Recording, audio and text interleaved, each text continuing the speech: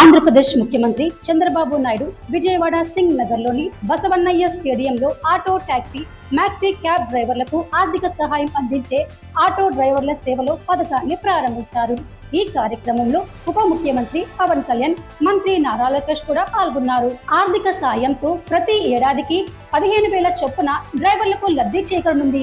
ఇప్పటి వరకు 2,90,669 మంది డ్రైవర్ ఖాతాల్లో 436 కోట్లను ప్రభుత్వం జమ చేసింది. ఈ పథకం ద్వారా 2.64 లక్షల మంది ఆటో డ్రైవర్లు, 20,072 మంది టాక్సీ క్యాబ్ డ్రైవర్లు, 6,400 మంది టాక్సీ క్యాబ్ డ్రైవర్లు లబ్ధి పొందనున్నారు. పథకం అందని వారికి ఫిర్యాదు చేయడానికి ప్రత్యేక వ్యవస్థను కూడా ఏర్పాటు చేశారు. ముఖ్యంగా ఈ కార్యక్రమంలో సీఎం, డిప్యూటీ సీఎం, మంత్రి ఆటో డ్రైవర్ యూనిఫామ్ లో కనిపించి డ్రైవర్లతో కూర్చొని వారితో సంభాషించారు. చంద్రబాబు మాట్లాడుతూ ఆటో డ్రైవర్ల చాలా మంది పేదవారే ఉన్నారని, వారికి ఈ ఆర్థిక సహాయం చిన్న ఊరటగా ఉంటుందని తెలిపారు. గత ప్రభుత్వంలో రోడ్లు, నల్లగొండలు వంటి ఇబ్బందులు కలిగించిన ఈ విషయాన్ని గుర్తు చేసి ప్రభుత్వం ఎప్పుడూ అలాంటి పరిస్థితులు రావద్దని హామీ ఇచ్చింది. ఈ ఫోటోలు, వీడియోలు సోషల్ మీడియాలో వైరల్ గా మారాయి.